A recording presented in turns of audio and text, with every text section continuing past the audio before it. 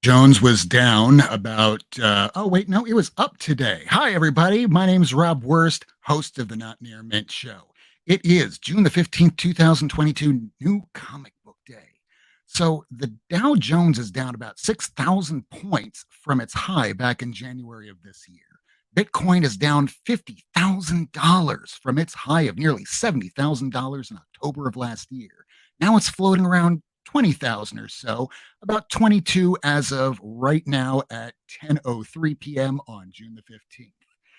So gas is now beginning at the beginning of the pandemic was about $1 and change. Now it's sitting at around $5 to $6 throughout this entire country. With food, streaming services, rent, adjustable interest rates, insurance premiums, new and used cars, even the cost of bags and boards, they've all gone up if you can find them at all.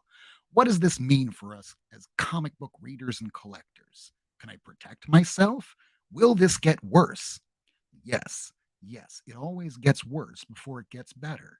I know this because my last name is Worst. And this is all something we've seen before. If the comic book market can survive a pandemic when we're given those government stimmy checks, it can survive when the cash flow hits the skids. During the last economic recession of 2008, we saw the print runs of major publishers, Marvel and DC, drop to averages of 10 to 40,000 on a standard issue of any given comic. Readership and collecting was at an all-time low, but for those who had economic capital, they could benefit from those who were suffering. It was shortly after the recession that I myself lost my job of more than a decade. And I learned fast how long you can go without a paycheck. It was 6 weeks. I sold my Hulk 181, X-Men 1, GSX 1, Iron Man 55, anything of value to stay in my home just a little bit longer. That lasted 2 more months. What little I got from those sales back then, I've repurchased over the last several years and for many times over what I sold it for. Some have become simply out of reach for now. Through careful research as well as hard learned experience, what I learned is this: trust in the comic books you love. That faith will be rewarded if and when the time comes that you may have to part with your lovelies. Until you can financially reset yourself into a place where you can not just exist, but thrive. If Kevin Smith sold his comic collection to kickstart his career, so can you. If I could lose everything and start over from nearly scratch, so can you. Tonight, we're going to talk about how to prioritize geek responsibly and maybe get ahead. If this is your first time watching the Not Near Mint Show, welcome. Please smash that like and subscribe as we go live every Wednesday at 10 p.m. Eastern Time and have been doing so for the last 3 years. And we try and show new creators. We show comic history, content, theories, and ideas to the comic community without the toxicity or the constant top 10 list. We love comics, and we're not broken, just bent, and we can learn to love again. And now on to the show. The internet brings comic fans around the world into one comic community.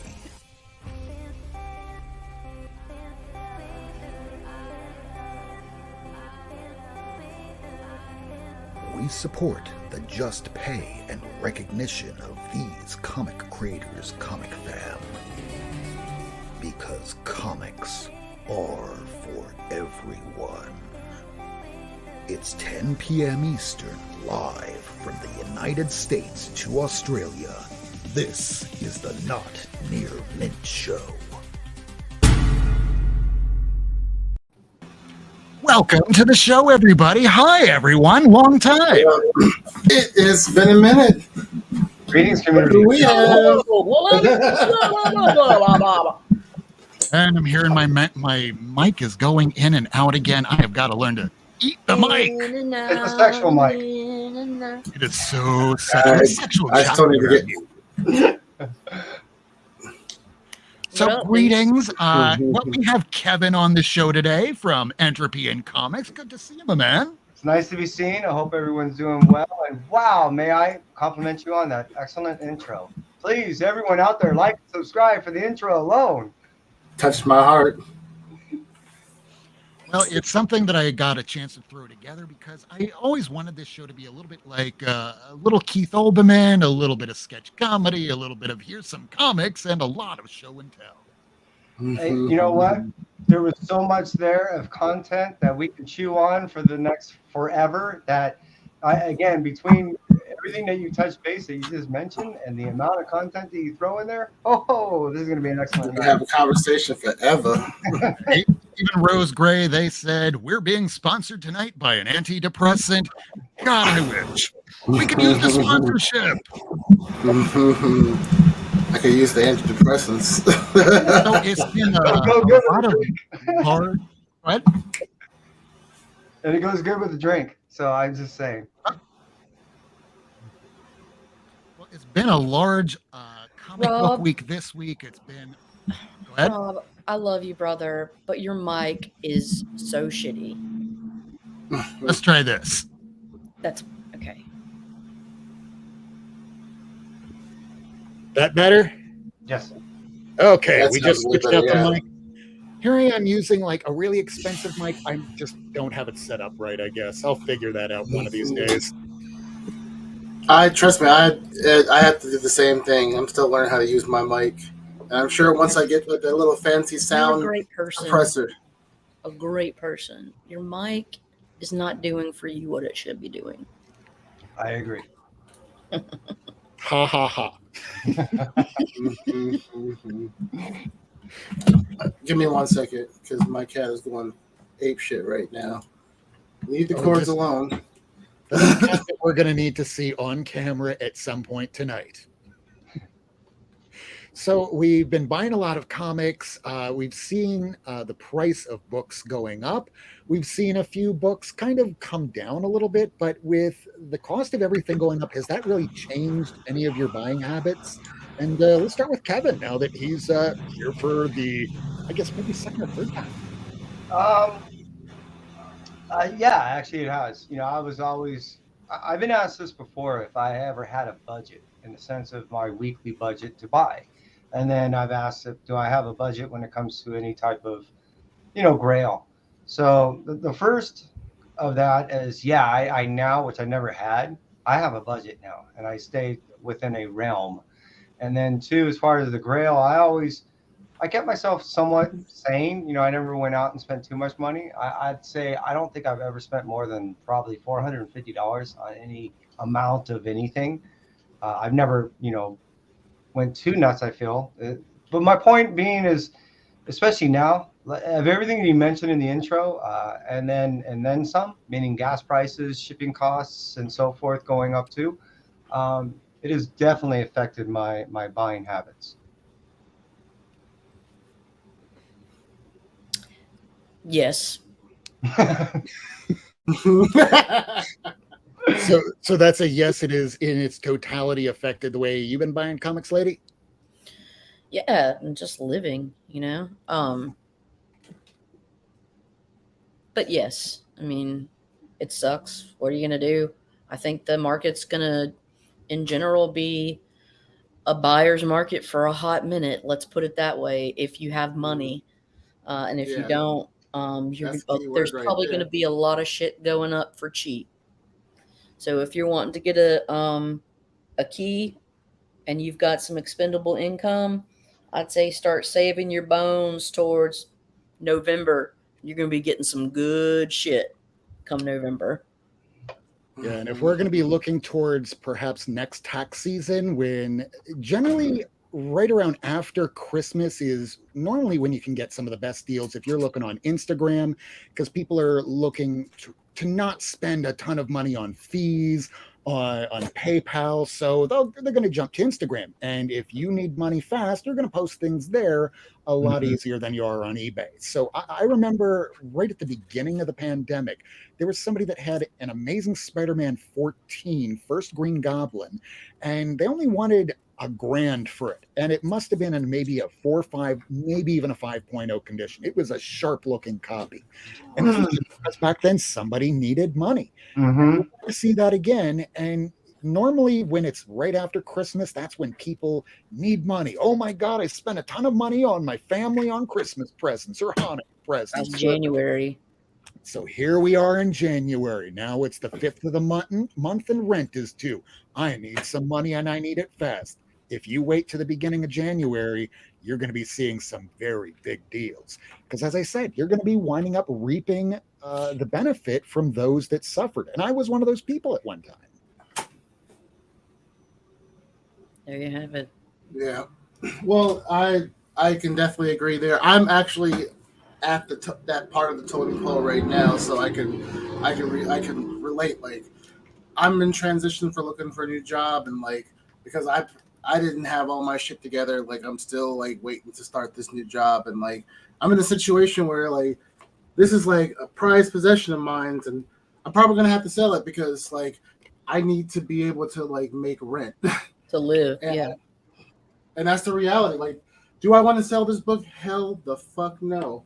But will I sell it? Yes, because I need to be able to have a roof over my head. Like, that's just the reality that we live in. I'm in the Bay Area. Bay Area has like Not cheap. gone up in price like over the last 5 years alone. Like I've seen places that like were super cheap are now like less than 2,000 or not even less than 2,000, like 2,000 and up. Like, that's like mind boggling. Like, how can people like live there? Like lady, like you said, if you got money, you can make things happen. And that's still Right. going to be the reality. Like, a lot of people are going to get good ass deals like this because I already have a price for this, and it's definitely not the market price. It's way less because I know I need to get that shit off. And like, will I come back to it? Of course. Like Rob said, like we can.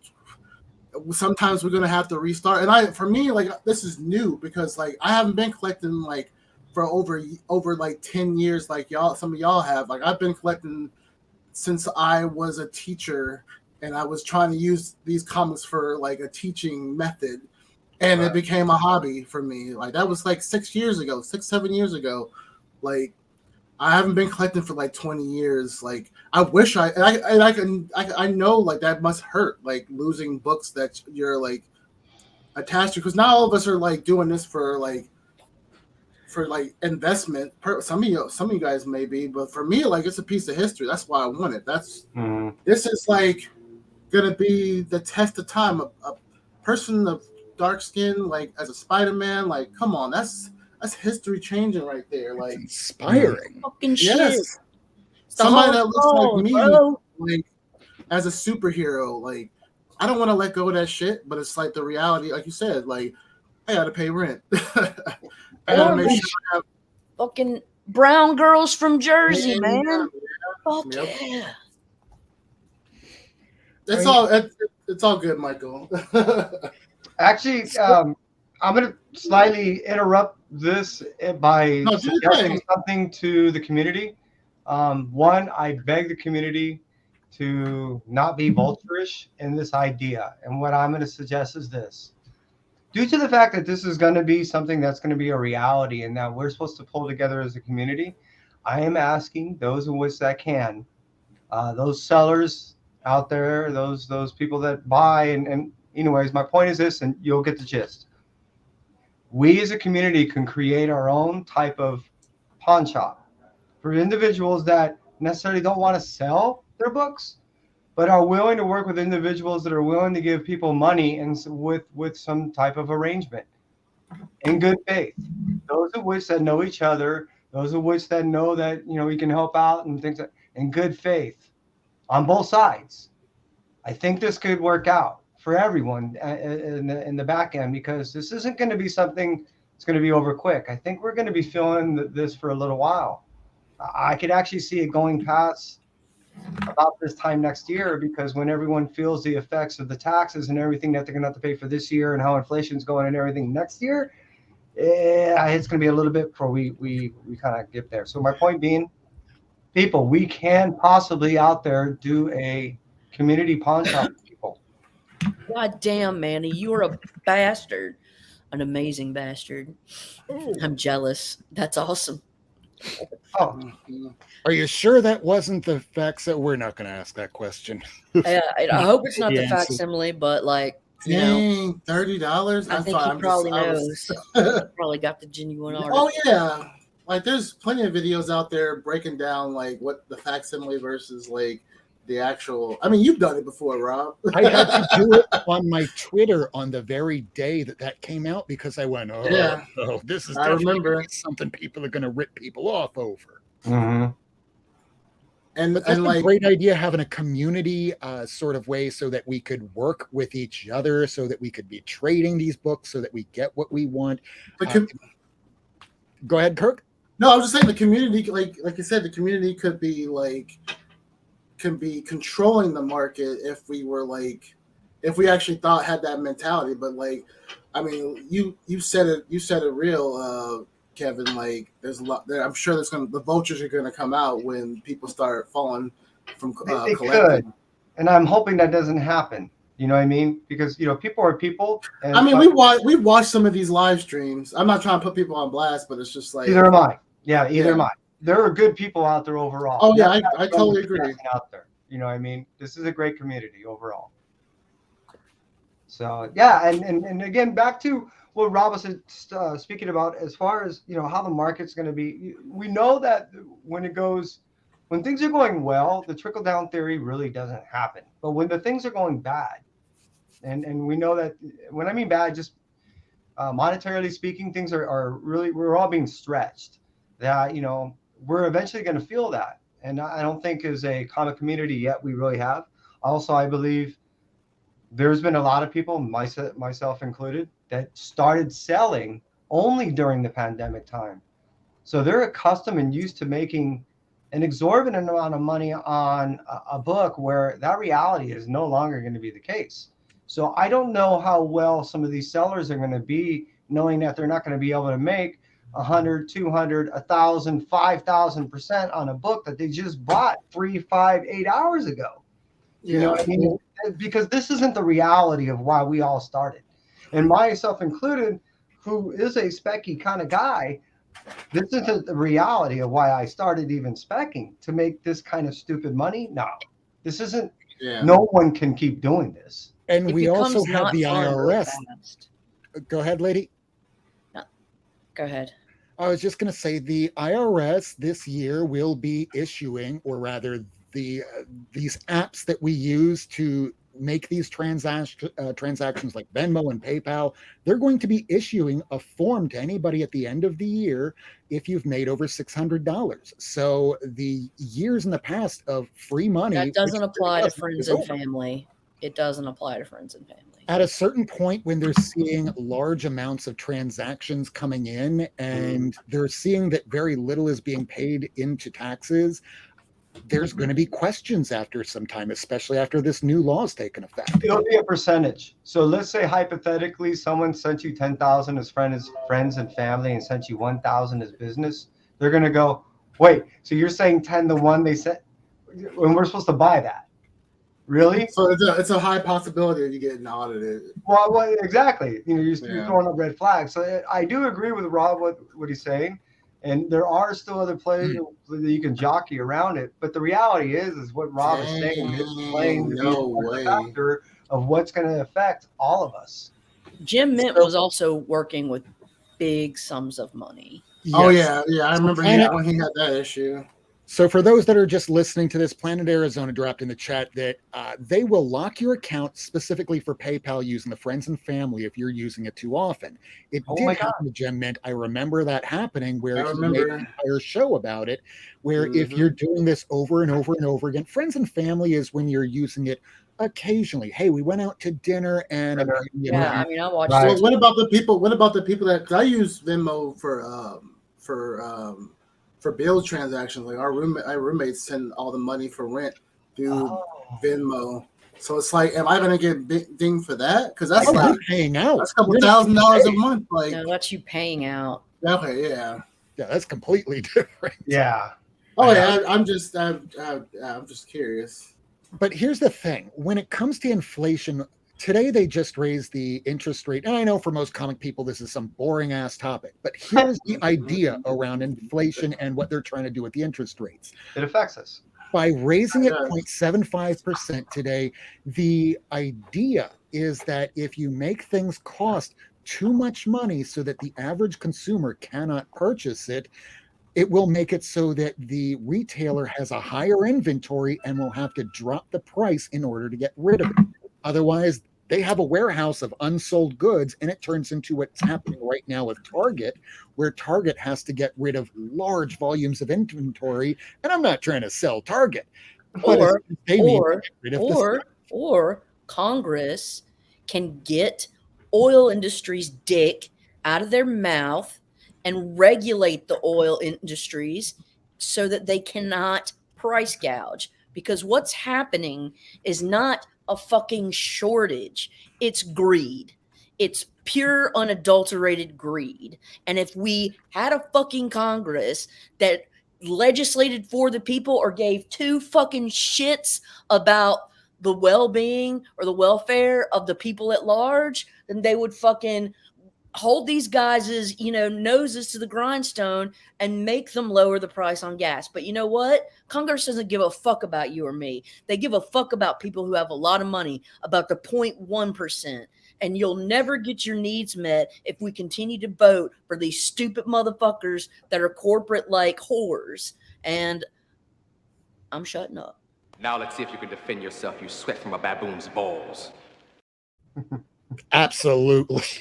Lady, you are right 100%. When I see an R after somebody's name, I know that stands for rich. I support and advocate for those that are rich. I see a D after your name, I see decoy, because we have no choice. When you have to ask the question of those that are in power, what do you spend most of your day doing? It's something that you will not get answered on CNN, MSNBC, Fox News, not even a frickin' N. The answer to that question is they're dialing for dollars.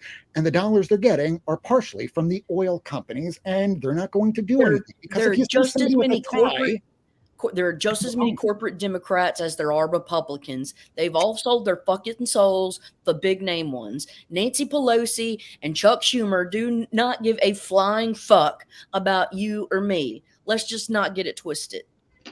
But I'll say the other thing. Kevin McCarthy and fucking Mitch the Turtle Man doesn't give a fuck about you either. But all four of them are laughing the way to the bank.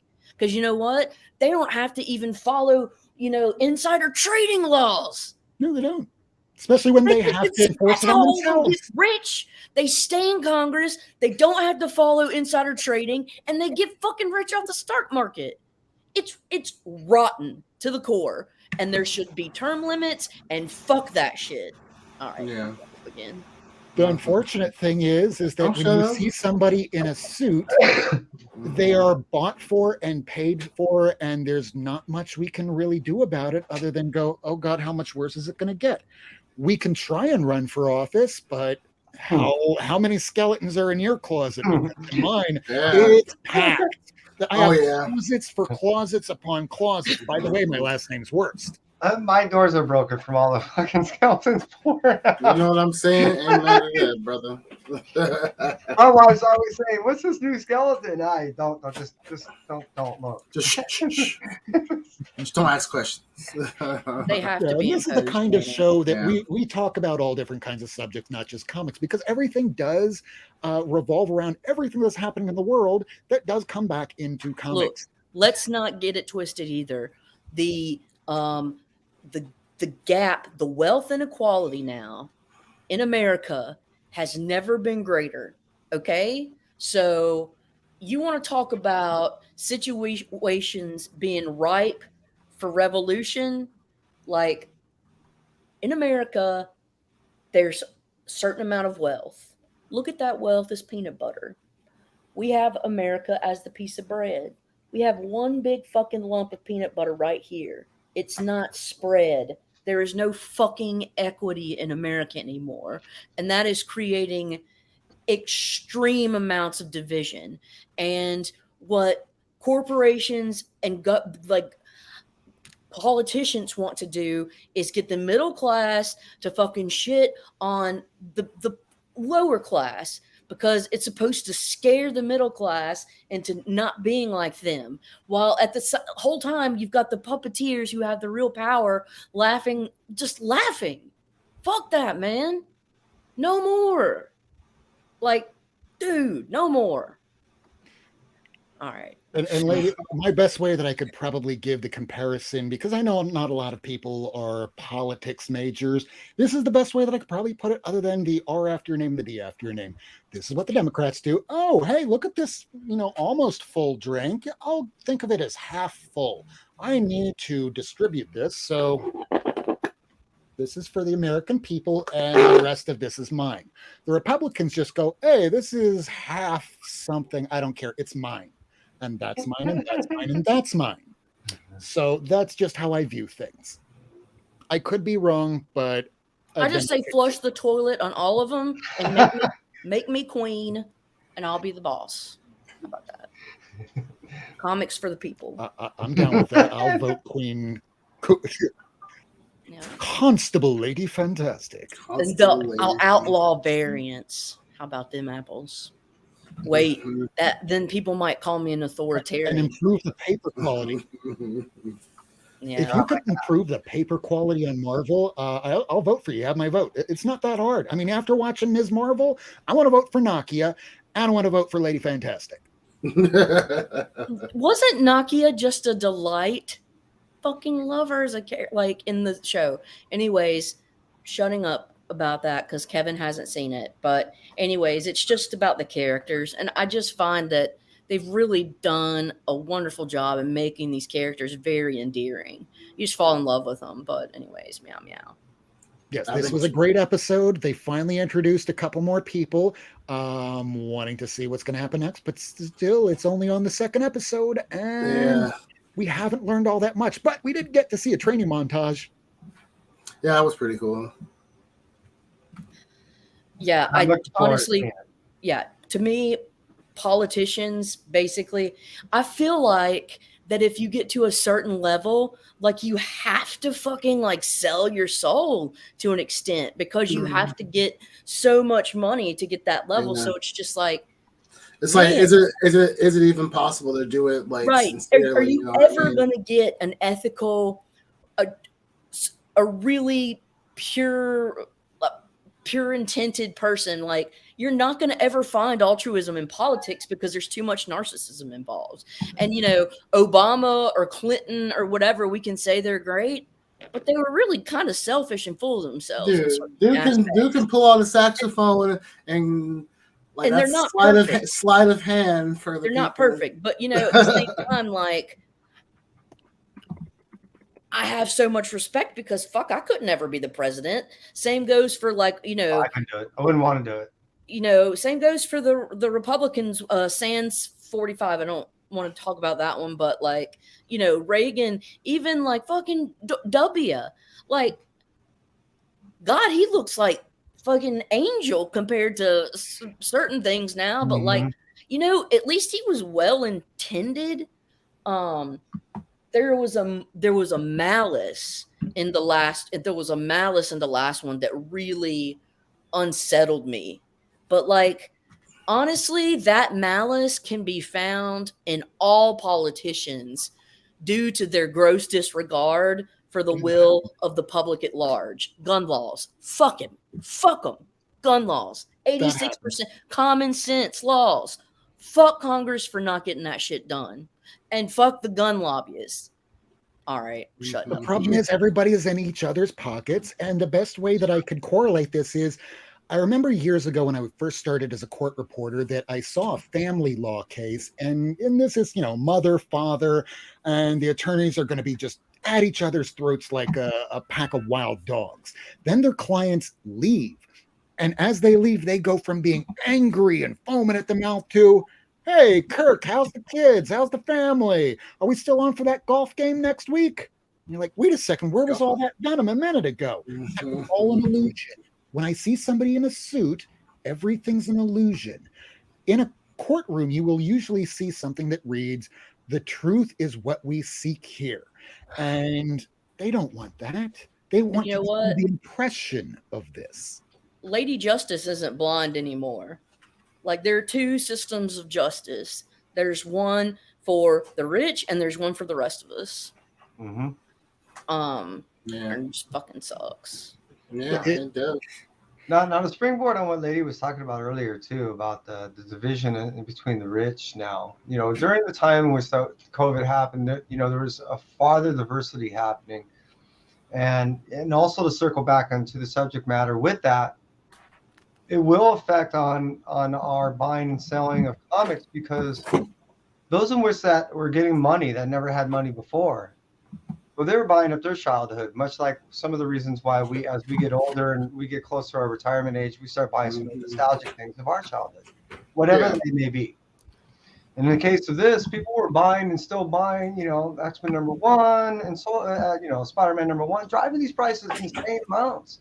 Now, this goes all the way down to even, lower books, books that you and I may desire to buy that are also going up and may still. And the reason why is, whereas we're still trying to figure out things, inflation is going on and making our dollar strain. There's others that have made so much money that they're going to be able to buy at the things that we have to sell in the time in which that we have to sell them to be able to exist. So this is what I'm getting at when I'm saying that we're going to see this coming from a person that never had a budget before. But we also just had Tacoma Comics join. Hey, my brother. We got to have a glass of whiskey one of these days. Sorry, I'm late. I do not have class. I'm off the sauce for a while, Okay. for a little while at least. Just trying to be good.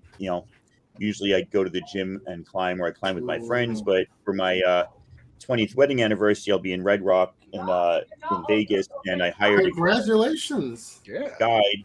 So when you have much money for a guide, you want to be in shape for it. So just ending a month, kind of detoxing for a bit. But I'll be back on this.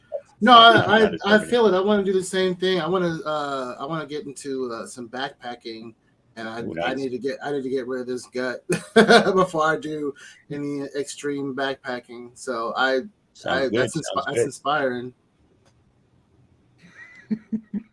Thanks for that, Ayce. Thank you. What are we talking about? What's going on? We're We just got- solving the world's problems. Pretty much. We're talking a little politics. We're talking about how everything costs a ton of money and how that's impacting how we purchase our comics. And I don't know, has it affected you, Tacoma? Not so much on the purchasing side. I don't see things going. I mean, at this point, I either am trying to fill runs, or there's just some big books I want. I don't have like a lot of medium stuff that I want, so stuff is out of price range already. So it's not really affecting me. But on the selling side, I sell a lot of comics. It is affecting me. I had just a tech group chat with the Who Dat Comic Nation, the guys that sell with Who Dat on Thursdays, about somebody that had stiffed me yet was still out buying comics. No. And I genuinely feel bad that this guy maybe got in over his head, or just forgot that he asked, he purchased something and asked how long he could have to pay it off. And usually you ask that question before you bid, right? Yeah. You mind if I pay it next week? And of course I don't mind. So it's like somebody I'm just never took rich. advantage. I get it, right? But right. So a week came around. I said I'll give you a reminder middle of next week. Well, today's Wednesday. Give a reminder. And there was hemming and hawing, and can we make a trade? And no, I need some money because E. McDiarmid charges $120 to sign a Star Wars book on Friday. So you have plans for that money. It's going round and round. So I think. Oh yeah. So I think there's a tightening. But on the other hand, we went through a 2-year period of just phenomenal selling. Everybody was at home. There were no cons to people to go to. There were no shows. People for a while weren't even going to comic book shops. They had them stimmy checks for like the first 6 months, and the stimulus check, right? So, I think people are comparing now to the last 2 years, and I'm thinking now feels more like 3-4 years ago. Just people are going more back to, oh, those are cool books, I want those. Not, oh, that's a spec book, I want to buy that because I'm going to make $1 million and be rich, Right. So I think it's just kind of come full circle. No, I agree, and You definitely have a Cool. Thanks, guys, for having me on. I'll see you later. Yeah. It's like, say it's like, I talk about, it's changed my patterns or whatever, but like, I fucking spent too much money today. At the same time, it's like, not gonna really lose sleep on it. I just have to make more adjustments, right? Yeah. Don't have that steak, have ramen instead. Yeah, Speaking or of ramen, like I don't have a pool anymore, so it's like that's a different thing now. Like, not when having you the have to pressure. fill the pool, that's tough, man. Yeah.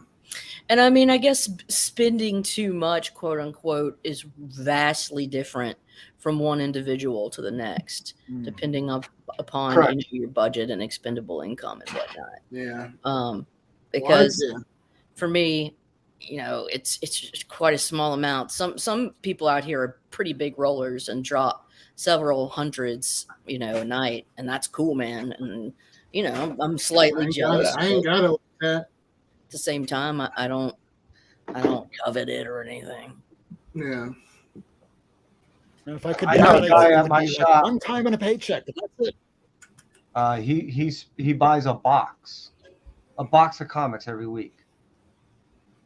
So Where you last put time it I all? saw him, it wasn't a full box, and I asked him, are you still making the same purchases? He goes, no, I'm down to about half a box.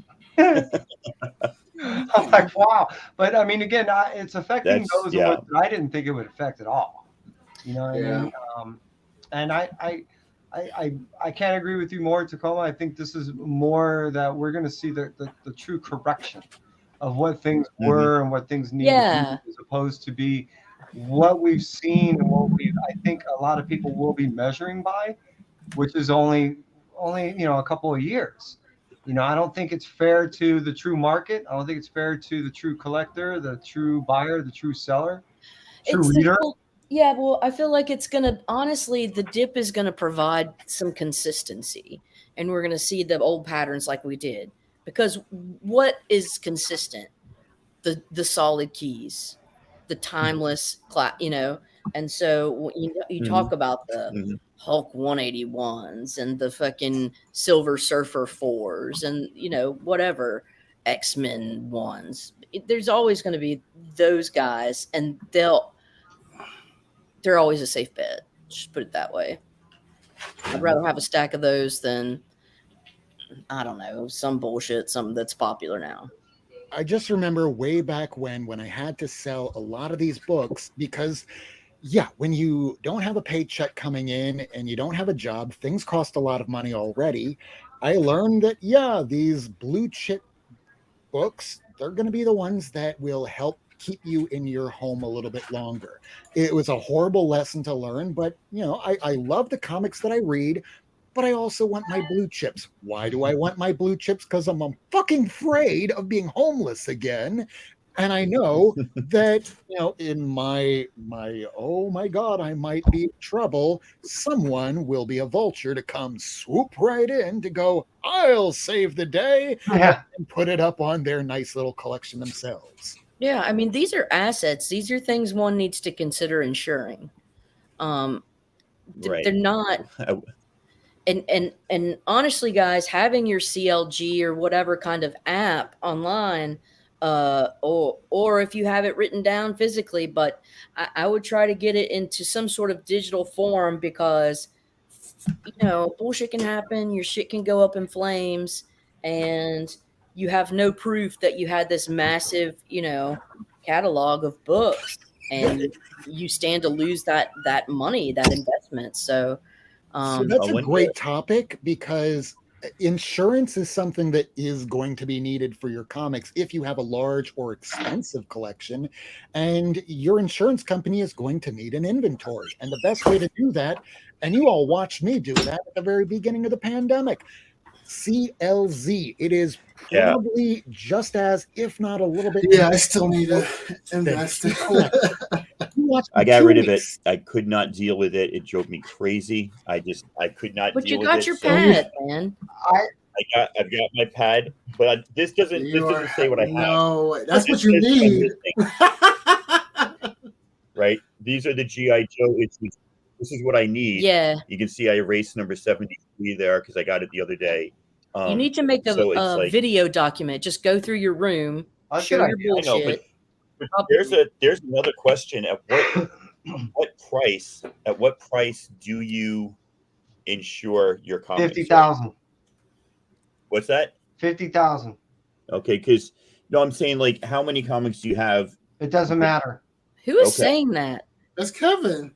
Oh But- shit! Yeah, There's just- 50,000 doesn't matter. I don't care if you have one book or if you have 50,000 books. If you have anything worth 50,000 or more, insure it. Anything below, you can get basic type of insurances that will Rob, cover you things. need some insurance. But most of us, I mean, I already have homeowners insurance.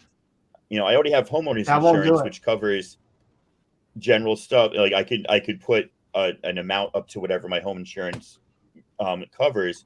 But when do you say my collection is worth enough to get separate insurance, and how much does that insurance cost? And Michael believes 50,000 is the right amount 3 times. well, that's why I said it. If I recall, you can go through one. You can just contact CVCS, and you can contact them directly and say, "Hey, look, well, who would you recommend?" They'll give you, I think, 3 different places. The one I recommend is the one, the Heritage people. The Heritage Oh Insurance. yeah. Those are the ones I recommend. The Yeah. reason why they're going to deal with you and know what you're talking about, speak your They're language, competent. more than likely tell you what you really have. Yeah, Even Mark though you think it's Spector worth won't this or cover. whatever, they're going to go, no, it ain't.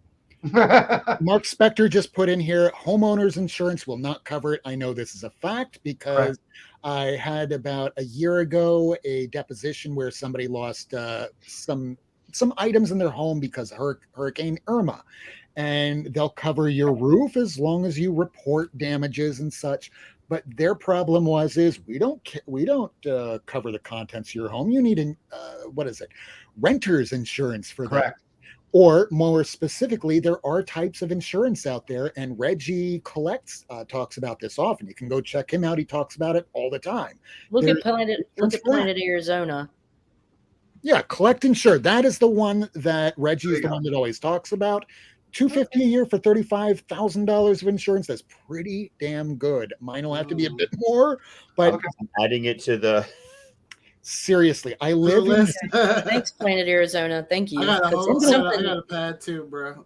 yeah. So I'm going to leave this on the screen a minute. I live in Miami, and we get hurricanes here, and all you need is just one bad hurricane. And You guys live in a fucking swamp. The Mhm. humidity.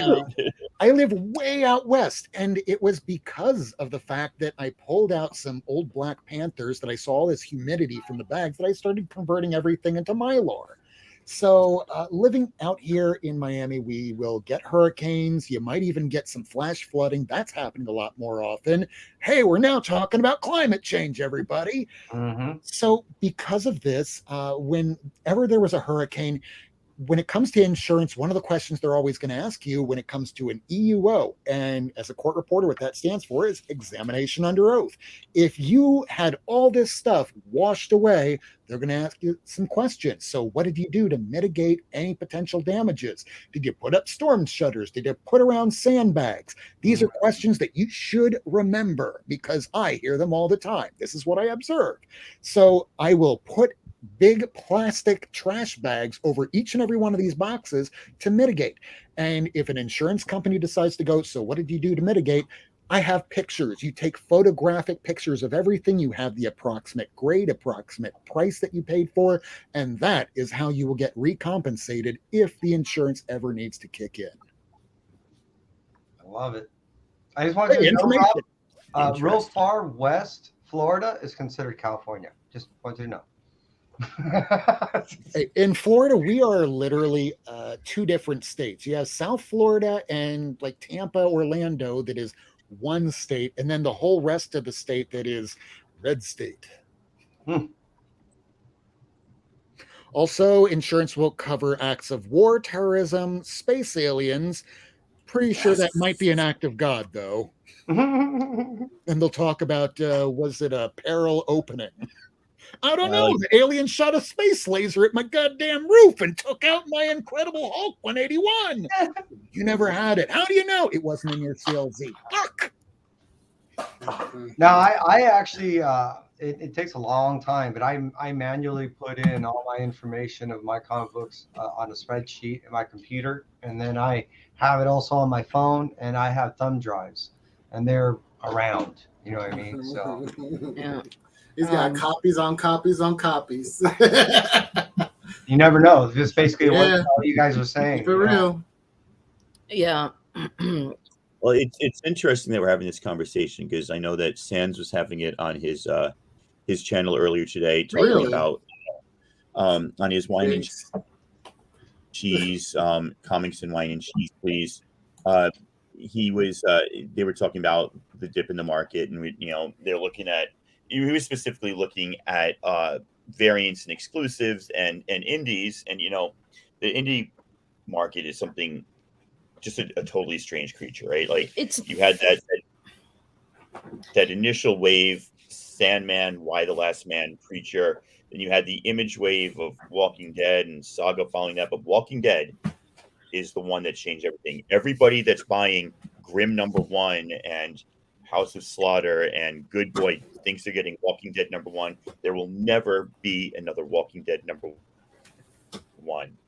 And that book went 60 issues, 5 years before it even became a glimmer of a show, right? And everybody's like talking about the shows that are coming out of like these indies after issue 4 and stuff. Saga is going to be a fraction of what Walking Dead #1 is.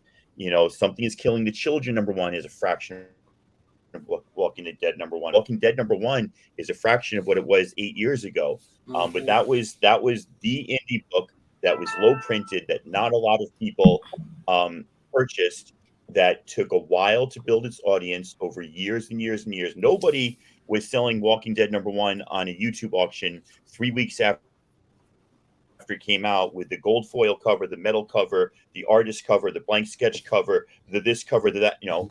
Nobody was selling it on YouTube auction or on whatnot or on IG, right? It was just something you picked up, and you maybe knew Robert Kirkman from some of his Marvel work, and you tried an indie book on from Image. That's how rare that was. And to find that rarity now, maybe Kickstarter is the place to go and get the first printing of a kickstarted book that then becomes that massive book 10 years later. But it's that much harder to squeeze that milk from the diamond right now when you're talking about indie comics. And that's why Lady, whose hand is up patiently here because I talk a lot, is mentioning the blue chip comics and the things people are going back to now. I got your package today, Tacoma. Tacoma, thank you. Oh, And I filed some of them away, but I have other ones out. And one of the favorite things that he gave me, well, this too. Sorry. Sorry, not sorry. I need to stop saying sorry. I need to say, I appreciate your patience. He sent me this Just say, Stephanie. "Fuck you, wait." The Stephanie Hans. nice. Yeah, I love that. I never love that cover. I never knew that Stephanie Hans did a Batman cover. She Am did I- too. And number She did 15 right after that was one of her worst covers ever, and that's one of her Oh, best really? covers And ever. that's why you don't have it. This is amazing. Yeah. This is great. And then this one, I have the first print. I have a couple of issues of the first print, but you sent me a second printing of. This is just an earlier appearance of Kamala Khan. Nothing like first, second, third, but early. Cool. And I'm gonna have to look at that. yeah, and he also sent me a bunch of Miss Marvels from the Kamala Khan what you would call like volume 2. I've already put up away the ones that I needed, and these are just some dubs, but I still need to put this away. And this is beautiful. This is the variant to it's Olive, it's Generation. Quapel. It's the B cover to the Generations with Miss Marvel. I have the A cover, but man, thank you so much, Tacoma, and I have your stack. We and did I'll, pay for some of those. Don't act like I'm that magnanimous. One of those is a lot. The Miss Marvels you bought, or we traded for the Thors. So you're Yeah, welcome. yeah. But some of those were coming to you regardless of for my niceness, viscosity. Yeah, but you got some really fucking nice stuff coming your way. All right. You're all right. spoiled because you're getting a Black Panther one, the Hudlin, and you're getting a bunch of badass Mr. Miracles, and you're getting that fat stack of Thors, and maybe a couple of other randos. I want a fat stack of Mjolnir, but anyway. So wait, I'm looking up my Black Panther Hudlin. Would you look at that? Hey, well, show me which ones you need because I have doubles of certain ones in there. I'll send you pictures of this at some point. Yeah, send me a picture. All This right. is what we do too. We solve the world's problems. We Solve act the like enemy. we know what's going to happen in the market, and then we're like, hey, what shit do you need? I got this. You got that? So I guess, are we ready to start showing some comics now? Absolutely. 50 minutes in. It's going to be a little bit of a longer show, but we have a lot of books to show. So ready for comic therapy? I want Here we Kevin to go first. Kevin gets badass shit on new comics. Yeah, I've been Done. seeing your Instagram, bro. I love the shit he So, what exactly is the problem? Tell Dr. Wurst. It's Swole Black Cat. I see her in my dreams. It is okay. Swole Black Cat cannot hurt you. Well, what if I want her to hurt me? What? What? I love it. Great. Yeah, what up? And look who we have joining us. Yeah. What's going on, guys? I'm cracking up. Hey, Jeff. Not as much, Oh, man. what's up, buddy? So we're going to show some comics, and I'm trying my mic again. So let me know if it goes in and out. Is it better? You're good now. You're good today. Yeah, you're good now. Man, Jeff got a shit ton of stuff from was it MegaCon and all kind of shit. Yeah, Oh, MegaCon yeah, all stuff. over. Yeah. Yeah, let's look at Jeff's stuff. I really. Yeah. MegaCon One thing and is, all- I didn't get to one of the shops I wanted to get to. So Yeah. my normal signing of books this week, they're being signed for me. I'm just not being there to have them signed while I'm Yeah, there.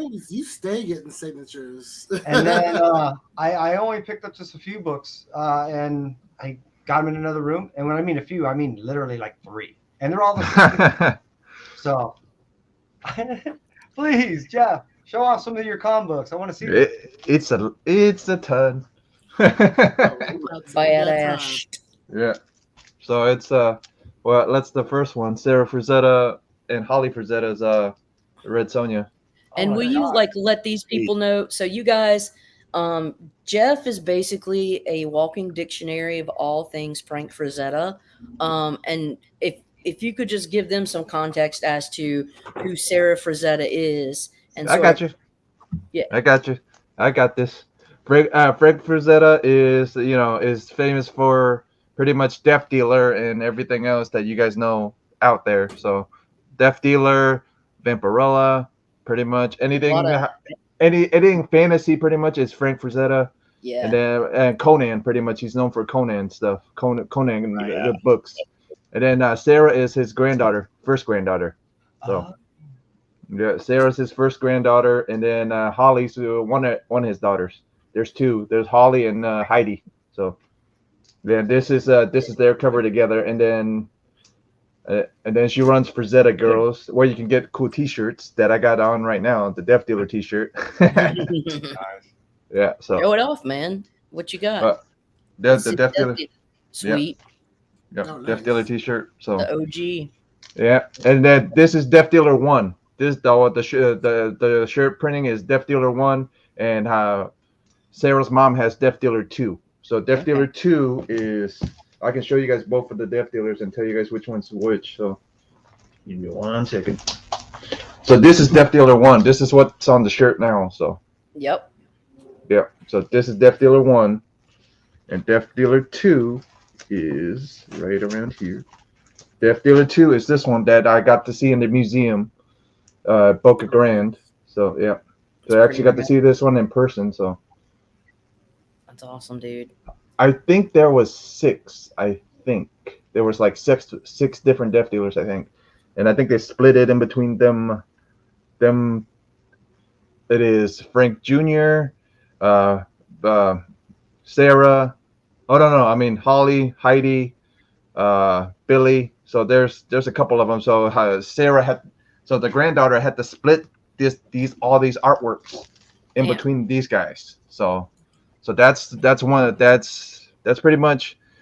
Sarah runs a website called Frazetta Girls that keeps Frank's memory alive, pretty much, like for people to know who he is and whatever. And there's t-shirts, prints of original pieces that he's done. So That's awesome, man. there's all kinds of stuff. And then let's continue in what I picked up. Yeah. I picked up another issue 8, a replacement issue 8. Yeah. And mostly half of the collection came from Lady, so at least half. So yeah, so they had a crap ton of Vandellas. Yeah. And that was the Damn, right there. yeah. Hey, lady! Yeah. Lady!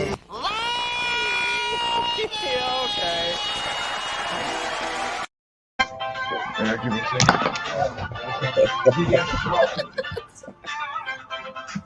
And he's gone. I love It's it. That's a great crazy. ringtone. I was jamming to that. Didn't hear it.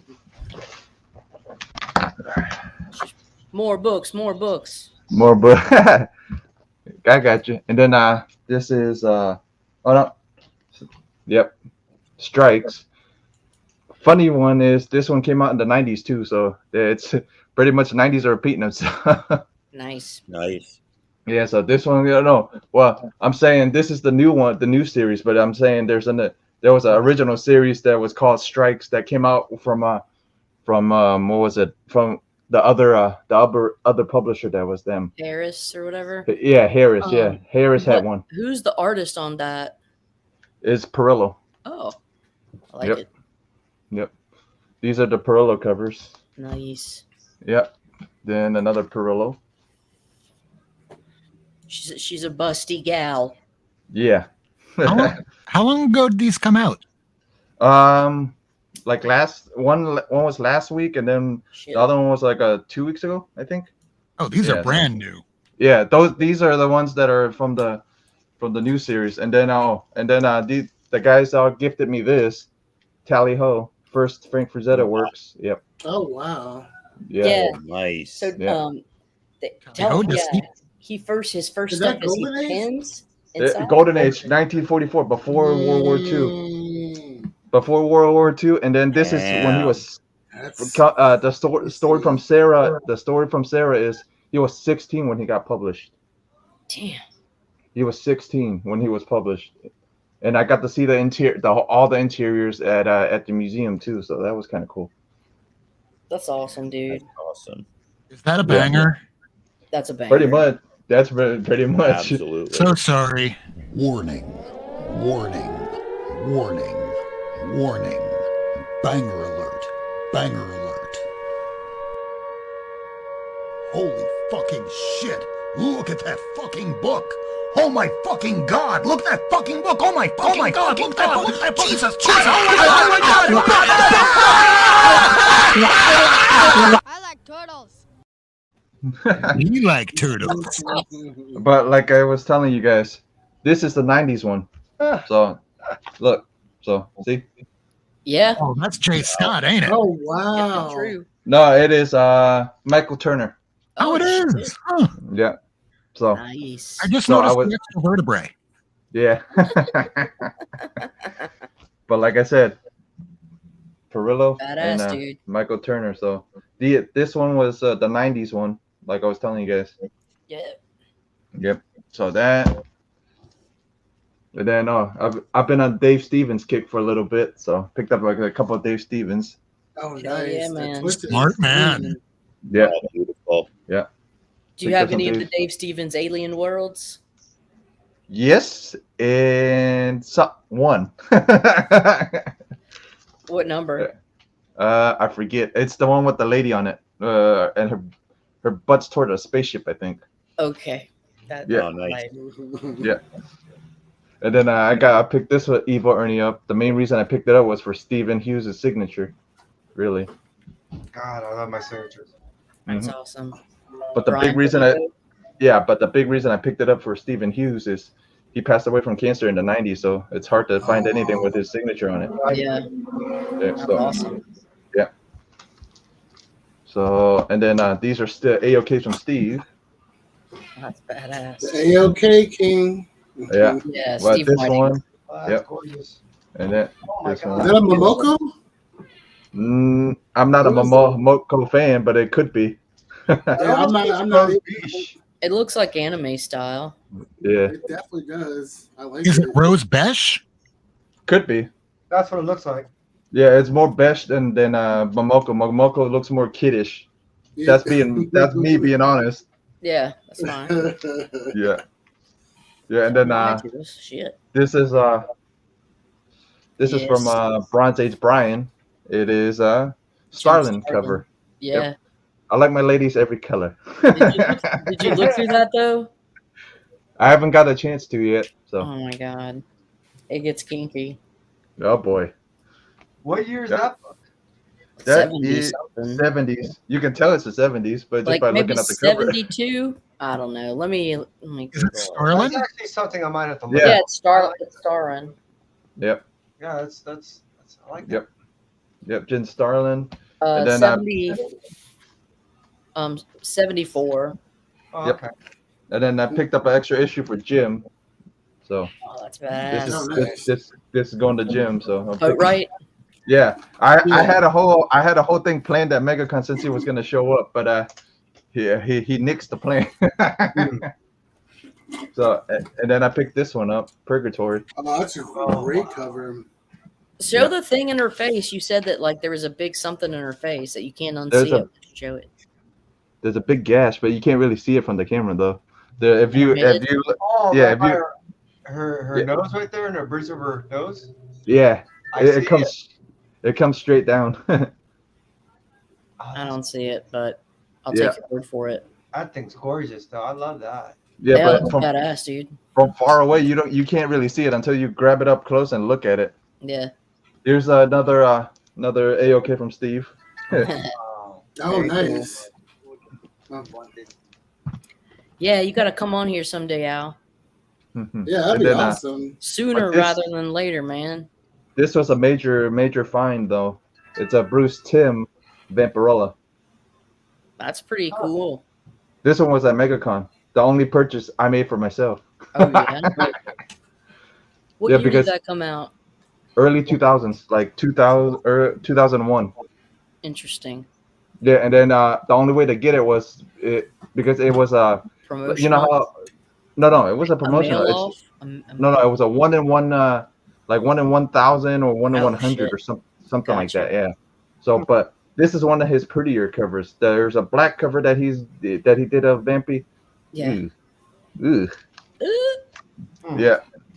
Not good. Cake says Dusty, or sorry, says Steven Spock. Yeah, and then Oh, so Steve. this is a kit cover. Have you ever seen one? Carla Cohan cover. Damn. Carla Cohan, and then it's Vampirella Strikes One. Nice. So, And then another Dave Stevens. Oh, that's a great cover. That's great. Oh, I nice. love it. Found this in a dollar bin. No, Oh, shit. nice. The Oh, cover. That's sweet. how you do it, bro. Yeah, but it's got a little wear and tear on it, but it's No one I, cares. I got his Planet Comics last summer That's for awesome. $1 or 50 cents. Two you know, I copies of found them. I found his what was it, his other book. That this is the funniest one. We went out hunting. The guy, I bought one book at the shop. The guy goes, "Oh, I got a bunch of dollar bins back here." We go digging through it. Steve pulls out Dave Stevens, Betty Page, the famous one where she's all tied up and whatever. He pulls it out. He goes, "Jeff, don't you like this book or whatever?" He said everything's $1 back here, so I grab Oh it. I go, So yoinkers. yeah. I grab it, put it in a pile, thinking nothing of it, and then so when I go cash it out, I go, "Oh, so it's in the pile." He'll probably think it's a. No, I go, "You said everything was $1, so And then I picked up the series of Saxon Violence. Sex and Violence, a couple of copies.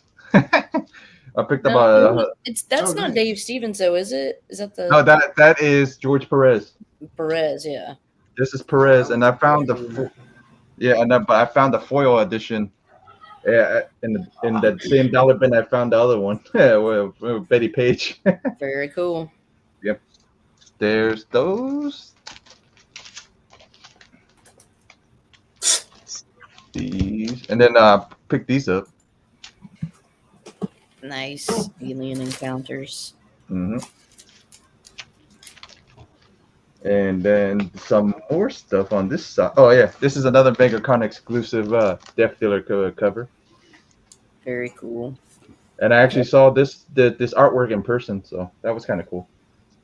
And it's painted on like a piece of metal. Like the guy actually torched the metal, and he actually put it painted on top of it. So it's kind of neat. Oh, wow. That's what gives that effect. That's crazy. Okay. Yeah, Yeah, that's what that. Poppy Comics. Yeah. Jeff is a walking Frazetta dictionary. Frazetta dictionary, Vampy dictionary. Yeah. Anything ladies, I'm pretty much a dictionary of somewhat. And then all these Death Dealer covers I picked up. Badass. Yep. Wow. Yep. That's the new one, right? Yeah, that's a new series, and it's already on third printing. Damn. No way. Yeah. Yeah. That's cool. Yeah, she's super happy about that too. And then I picked this one up, Blazing Combat. Oh, sweet. Yep. I picked that. I picked 2 Eries up. Then I picked this, and then I picked these 2 Eries. Yep. Oh shit. That We one's can show sweet. this. We can show this one up close. She has no nipples. I like that. That's how they were built back then. Yeah. Well, yeah. Not only that, but because Instagram normally it dings me for stuff, so it didn't ding me this time. And then some bunch more AOKs from everybody from MegaCon. That's right here. So all these. So this is from Brian, Bronze Age, Steve. Oh wow. Very cool. Like I said, I don't just like my ladies. I like creatures too. Okay.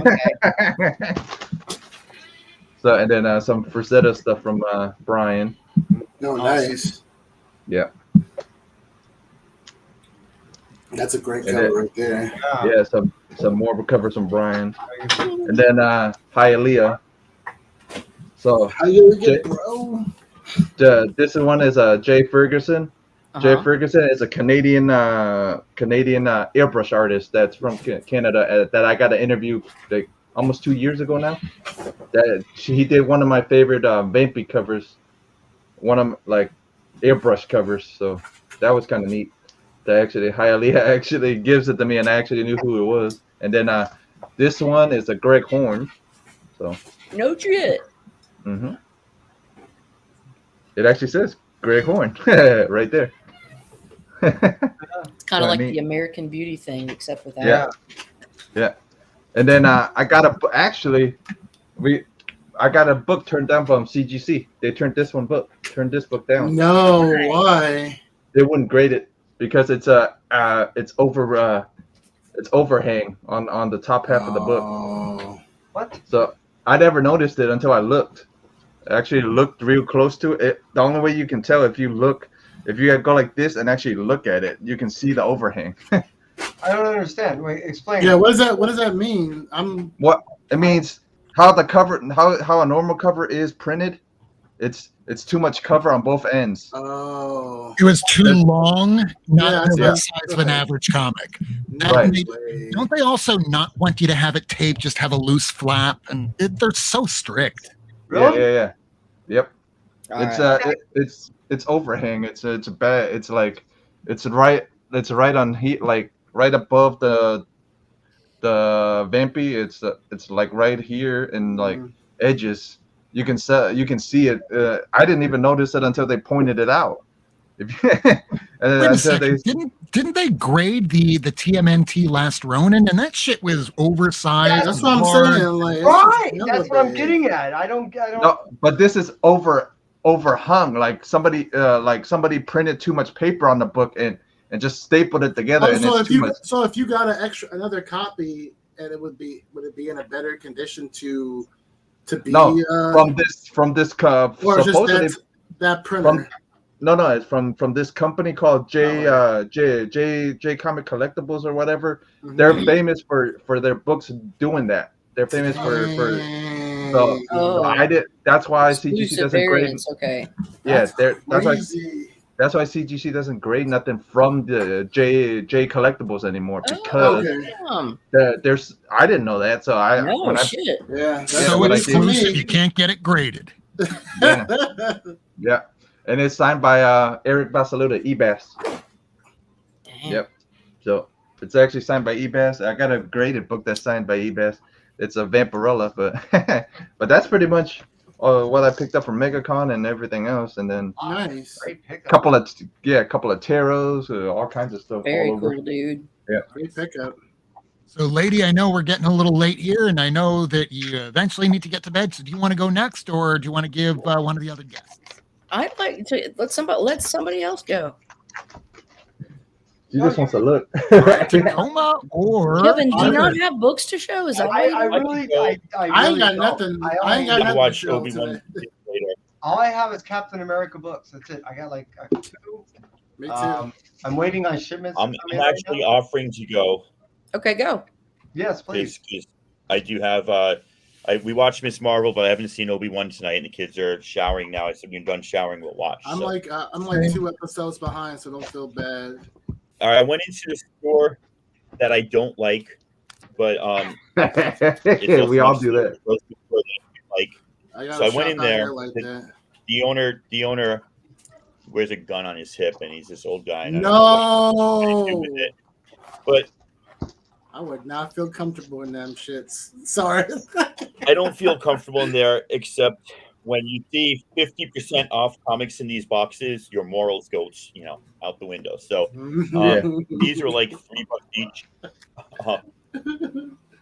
So just another wizard that I didn't have. Collecting all those wizards. I got to get a list together someday because I don't know like how many there are. But I've got enough now that it's a serious thing, so I got to keep going. They always have their comics overpriced too, but when they had the half off box, it's reasonable. I guess really nice condition. Star Wars, 13. Of course, Rob, I have these in my comic clear bags. I got my first Kabuki issue. Got a few of those. David Mack Kabuki. Love that. I was missing this one, issue 12, and now I have it. Boom, boom, boom. So, Ross and Busiek, Kurt Busiek on Avengers versus Invaders. I had 1 through 11. I was missing 12. So, boom. Then at half price recently, I some X-Men Adventures, trying to low-key get that whole series. X-Men nice. Adventures. Let me know. I have a couple issues if you need some. Will do. I got 3 through 8 at half price the other day, and so I found 1 and 2. I want to read that series. That's a great series. I have a crush on Crush. Yeah, I want her first appearance. She's really powerful. I should probably read it too. Yeah. I got some G.I. Joe that I needed. This is now down at I think these were from Destiny. Destro. What does G.I. Joe go to? 155, I believe. And how many do you need? I need about 30 or 40 more.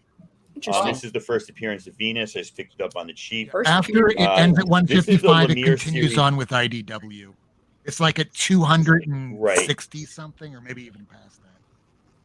Yeah, I'm trying to get all of Lemire's Black Hammer universe. I heard so many good things. One series I did not see at all was the Unbelievable Unseens. So this is issues 3 and 4. Hopefully, I'll go back and they'll have 1 and 2 out there. The only thing that I haven't liked from the only thing I haven't liked from Black Hammer was the Black Hammer 45. Otherwise, Barbalian was great. Colonel Weird Cosmogod was great. Black Hammer is great. Black Hammer Reborn is great. Jeff Lemire he knows what he's doing. So some more Black Hammer. Nice. I love that one. He loves to play with Americana with the covers on these two, which is really cool. Here's those Gios, G.I. Joe, 22 and 25, I think. I got these from Destiny City. I went in there the other day, and then she had some of those mystery packs, and so I picked up a Star Wars pack. I've cleaned these best as I can, but they're lower level, so for like $10, I got Whitman variants, which Whitman variants are not second prints. They're first prints that were just bagged and put in shops in places by the Whitman company, but they're not second prints. So for like $10, I got issue 4, Nice. 5, Oh, good. 6, 10, 11, where the box is yellow. I don't get Oh, that. wow. I don't know if some kid colored that or if the box is just yellow. 12, Oh, nice. 25, 26, Yep. and 27. So I thought that Those are all was good. slash outs. You know, because when you see those, when you see them that he wrapped in like not saran wrap, but in like a magazine size, and you only see the first two, and you got no idea what's inside, so you're just taking a chance. But then he had another mystery pack up there for $15 that I went for. Let me show you what I got here. Giant size supervillain team up annual number. So fun. Dang. With that anyone do. Doom. Oh, That's clean. that's America's ass right there. Mhm. I got a Punisher 2099 newsstand number 1, and this one is, I mean, these books usually have creases and breaks. This one is actually in as good a condition as I've seen those cardstock, like shiny covers. That's rare. So I was really excited by that. Yeah. This one is okay. Spotlight on Captain Marvel and the Spidey Super Stories. I keep finding this issue in the shop with Kingpin. I don't know why. This book is kind of hard to find. It's very underprinted, but it's also in as nice a condition as I've ever seen this book, which is really nice. And then this one, this is all for $15. This whole pack. Wow. This one is signed by Ron. This weekend, Friday, he's at Washington Summer Con, so I'll get that signed. That is awesome. This Captain America, which I really don't care about this particular run. This is a kind of a cool variant. Oh, that's a great cover. Civil War II #1. That was pretty cool. And then to round out that pack, I also got, and this is my second set of these, so one of them will be up for sale now. Oh shit! The first limited series that Marvel ever did. Oh no! Oh my god, you are so lucky I don't have money right now. I love that Champion series. Yeah, and this, I mean, it's like if you're as old as I am, or you read the older comics, like there used to be so much exposition in the stories. And, you know, basically, this is like Secret Wars before Secret Wars. They bring a good guy team and a bad guy team together to fight. But every single minor character gets like a page and a half of like my boy Ben Grimm twist away, and it goes on and on, and only the way like early 80s Marvels could. I think this is 1980 actually, or 83 maybe. But yeah, so, and those are in really beautiful condition.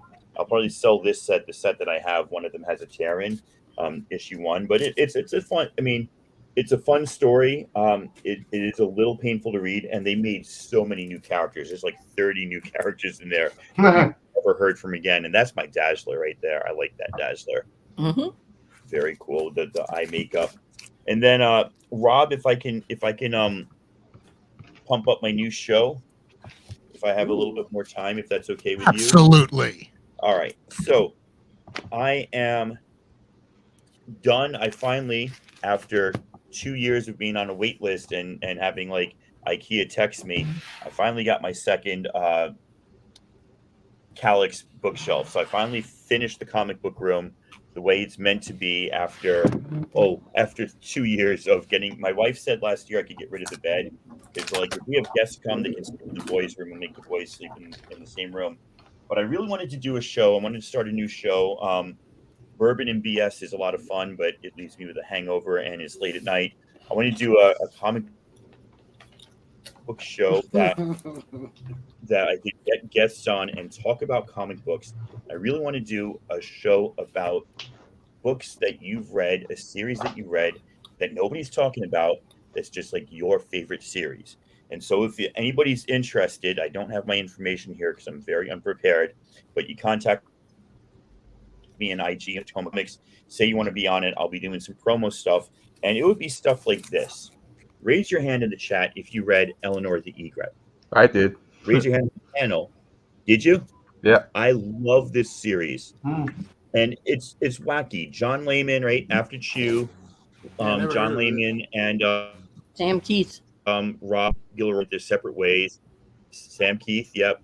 Wow. And John Layman wrote this story about this woman who has an egret that talks to her, that hides in her hat, right? Yep. And and they do art heists, and then they come across like some other people who are now contesting with them, and a French policeman lieutenant who's let me see, I think I know who did it, all that sort of stuff. And it is just, and she's also she's an artist. I think she also does fakes that they try to like replace them with. I absolutely love this story, and it got no play. It's just not very well known. And so that's the sort of thing, like that thing that's near and dear to your heart, and you're just like, why isn't everybody talking about this? That's the show that I want to do. And so if you're interested, hit me up. I'm going to start getting a list of people together. I'll get some promos out, start promoting it, and that's where I want to go with my new comic book room. And I'm going to love promoting and watching. Yep. All right, so who wants to go next? Cool. Kevin, do you have any books yet? And I do apologize. I will have to take off soon to go watch Obi-Wan. That is perfectly fine, because some of us have to go to work tomorrow, but I am going to be watching Obi-Wan before I go to sleep.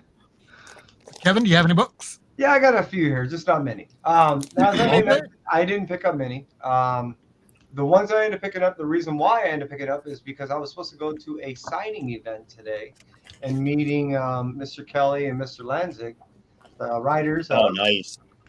Captain America. After speaking with the shop runner and actually talked to the guys too, I said, hey, you mind just signing me a couple of cover A's? They said sure. So when I next go back to the shop, I'll be able to pick up a couple of signed copies of the cover A. But I wanted these. These are the ones that I really wanted signed. I like these covers, the real covers. And in a town called Terror. This is a very entertaining read, very atmospheric. Puts you in it puts you in a place beyond the read. It actually kind of sucks you into the place, and I really like that. And that's it. That's all I picked up. Everything else was on pre-order, and I think my pre-order's arriving Tuesday. Kick ass. All right, lady, Sweet. you're up. I love Kelly and Lang. I've got them on some of their indie stuff, Hacktivist and Joyride. I've met them a few times. Good guys. Got Reckoning War, issue 44. Second to last issue, penultimate. Oh, wait, no, 2 more. I think he ends at 46. He's been going for 4 years doing that. Oh, Is this a new Captain America? Yeah, yes. Mm-hmm. Huh. Sentinel. I just really loved this variant. I do too. Yeah, you got good taste, my friend. Thank you. You too.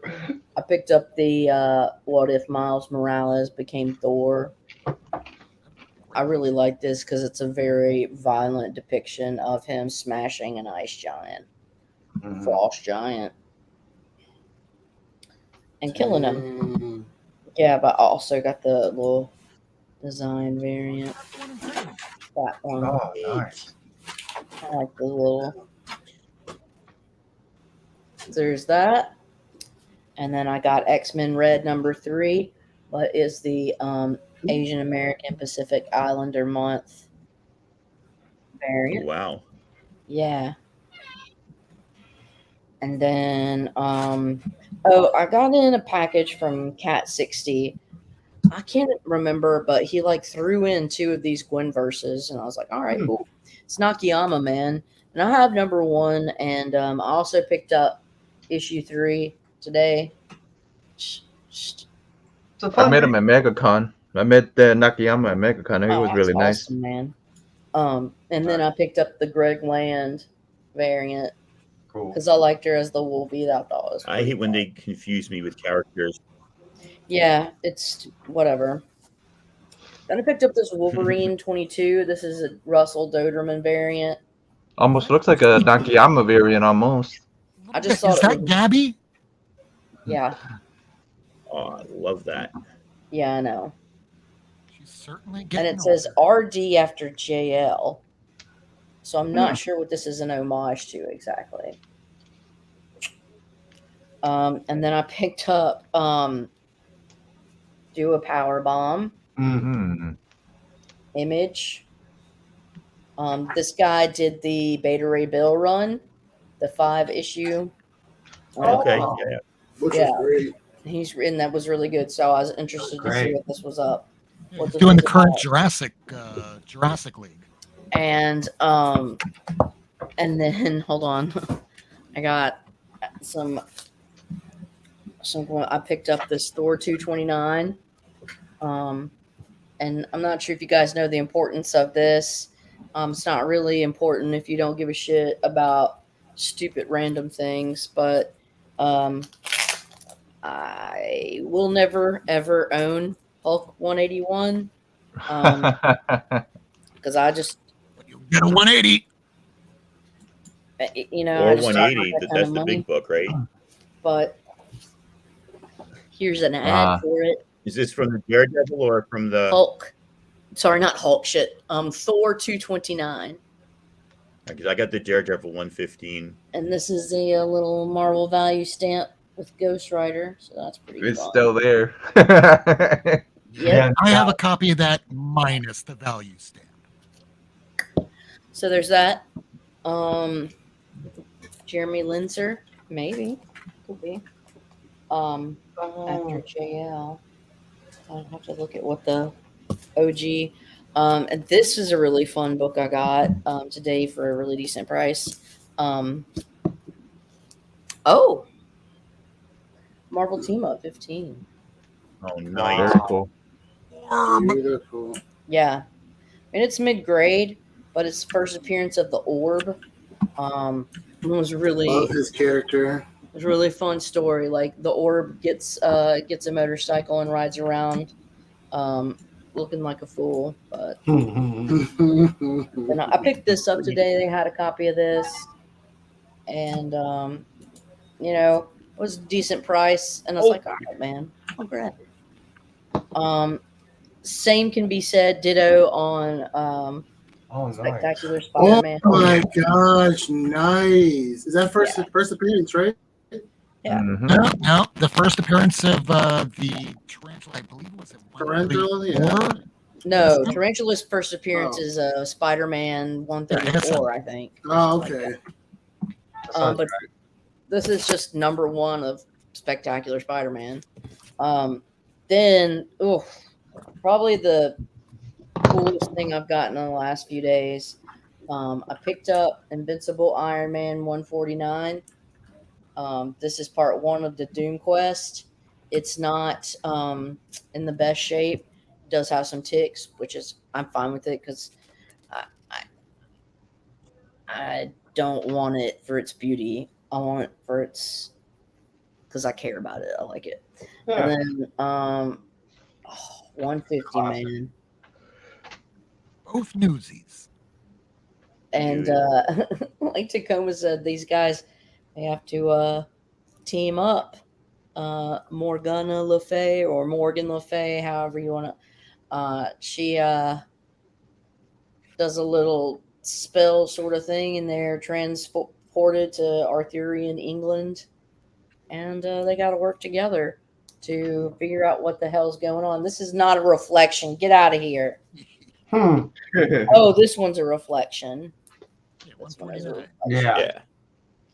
Hey, I just looked at my Daredevil 115. It's got the Marvel value stamp. Yeah, it does. You want to show it? No, it's all right. But I do want to show something quick that I forgot because I'd already put it away. Okay. So, yeah, this Marvel I'm value done. stamp. But check it out. I finally completed this series. So I had issue 1 Oh. polybagged. I had issue 2 Yeah. polybagged. The one I did not have was was part. Those are out of order. Shoot, what the heck is going on here? You're embarrassing me. Okay, I had issue 1. I had issue 2. I did not have issue 3, which finally just picked up. And then there's 4 and 5 and 6. Oh, and bro. some random movies that I happen to have. So I've had 5 of those 6 issues forever, and I was just wanting to get that Morbius #1, and then I was like, I It's finally found it. Morbin time. That came in that I got the contest. Thank you for soothing my ego there. Soothing your ego. Well, here's Holly Frazetta's Speaking artwork. of soothing egos, Yikes. My ego is risen. look Yeah, back that's a Holly. This is a Holly one. This is Sarah's mom's artwork. So Frank's daughter. Yeah, Damn. yeah, They I got went it to the honest. yeah.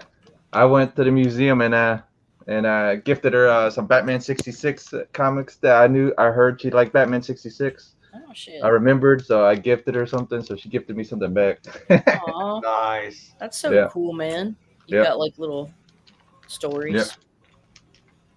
So that, and Great then when you I get got something personal like that. yeah, and then I got a commission done by Sarah, so it's up there, but I still need to get it framed.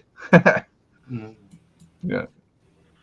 Well, Tacoma says he needs to jet here, so I don't know if I should show these real quick or just say, "Hey, Tacoma, thank you so much for coming," and we'll shoot you out some more links whenever you want to come on and show Yeah. some books and promote. your Yeah, show. appreciate you just Will stopping do. by. Appreciate it, man. Thank you. Good talking to everybody. I will catch you later. Peace, man. bro. Yeah. Good night, Tacoma. All right, so lady, do you have any more books? All right, I guess I will go ahead and show a few books myself. So I got one big one that came in towards the end of last week, and I believe I might have shown that on Lady's show last week. So I'll save that for the very end. These are all the new books that came out this week. This is A Calculated Man, and this thing has already appeared on the Key Collector app for a reason. Something like, it got kind of licensed somehow before it even came out. Must be good. I'm looking forward to it. It's about a killer that learns mathematics to be a better killer. Sign me up.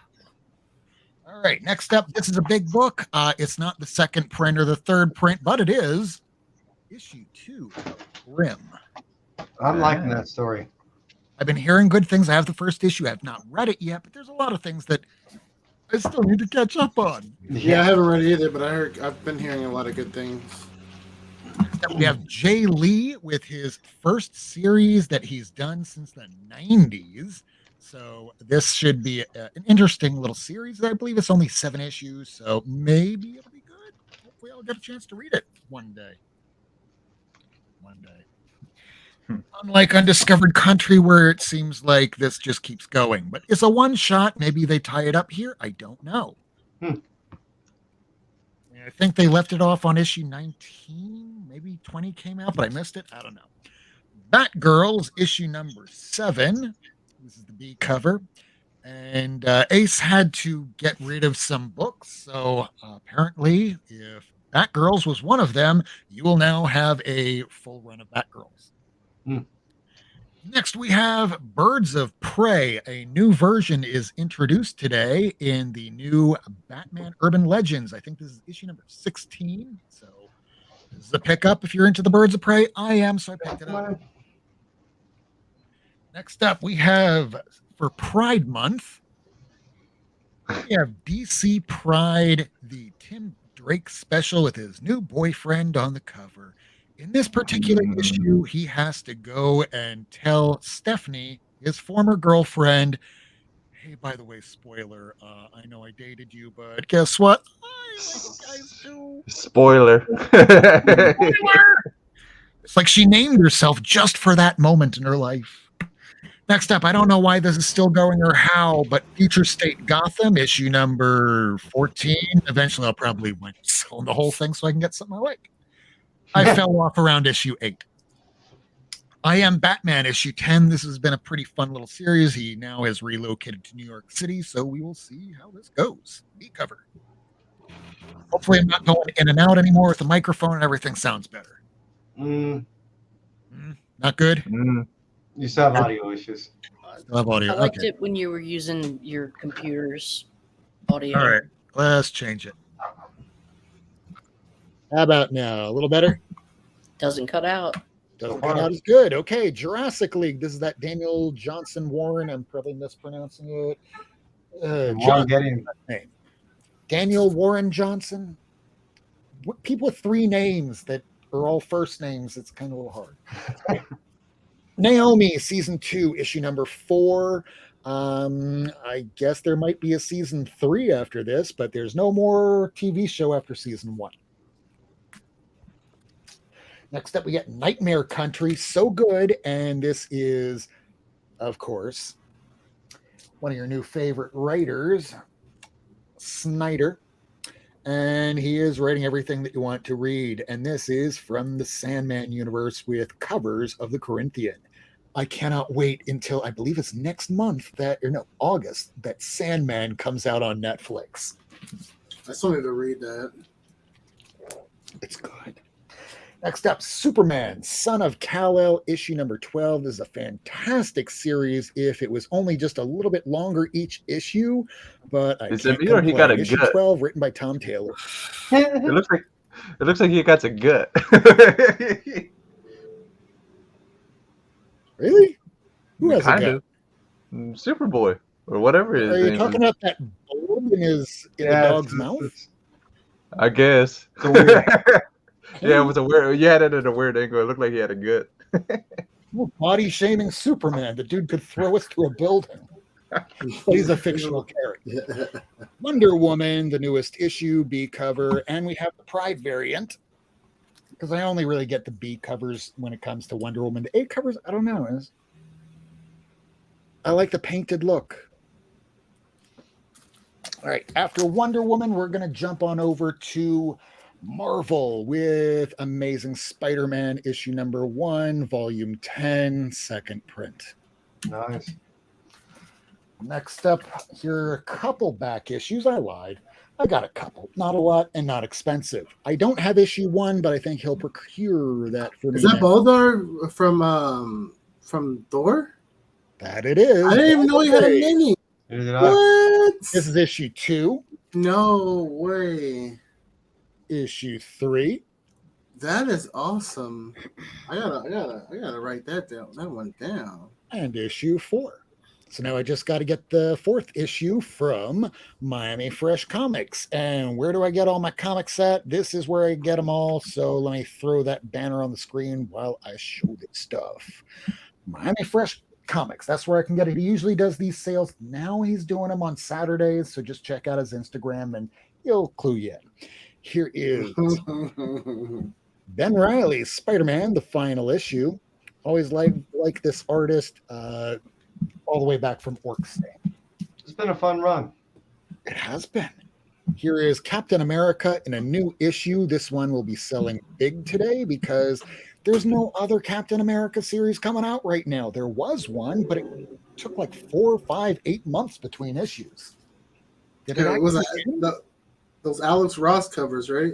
Oh, they were beautiful covers, but they came out so infrequently that I would pick it up and just forget what was going on. But I did like the fact that he attacked Jordan Peterson because fuck you. Fantastic Four issue number 44. This is the Beyonders. Third to last. The Beyonders, the Watchers. I'm tripping. Yeah, he's going to retcon some of the history of the Watchers in this storyline here, so I'm going to be interested to see where he takes that. Nice. So, of course, Art Adams did a cover, and it's a Doom cover, so I absolutely had to pick that one up. Yeah, and we have here Michael Eamon threw in. Balder was written by Simonson and drawn by Buscema. Oh, what's this? This is a back issue that I picked up last week. I was going to show it at the end, but I just grabbed the next book. So this is my big back issue, and it's not a big deal because nice. Fantastic over here already has one. The whole run. Oh, yeah. I still need to get the clan issues. I have the 22, but I need the others and the one with Madison. She's eating me. All right, here's another back issue. This is the volume 2. Oh, nice. first issue. And you know, I'm not going to just pick up a first issue because I'm a run collector. I like to be able to read the full stories. Here's issue number 2. Cool. Issue 3 with a very Kirby-esque looking piece of machinery, although what it does or what it goes to is irrelevant. And the final issue from that Hercules Volume 2, issue number 4. Nice little black cover. The end. Hercules, drawn by Bob Layton. Thank you so much, Michael Eman. Here is, for, again, Pride Month, Hulkling and Wiccan, issue number 1, B cover. And you can tell that's what is it? Peach. Peach. It's like what I would see the girls that liked anime and manga back in high school. That's kind of like what they would draw if they had, you know, color and composition and color theory. Yeah. Here's Iron Fist issue number 4. This is our new Iron Fist that is new character. Swordmaster. Swordmaster. Yeah. Swordmaster. Yep. Good series so far, but this is the cover to get. E.M. Gist. Whenever this dude or woman, I don't know who's the artist, but I'm loving this style. Mostly known for Spawn covers, and I've been shamed into not showing Spawn covers, but I'm glad to show this. And this week we get a proposal in the form of Iron Man proposing to Hellcat. Oh, they really do make a good couple. He proposes to everybody. I hope he sticks with this one, though. Yeah. So, if anything, what Iron Man probably reminds me of the most, if we're talking a little bit about anime, he reminds me of the character that had a black hole in his hand from Inuyasha. Moroku! I would love to put a baby in you. Will you marry me? It's like, I think it was more about the former than the latter. All right, so next up, we got the Marvels issue number 11. So it's hit or miss for me too. It's hit or miss for a lot of us, Dusty.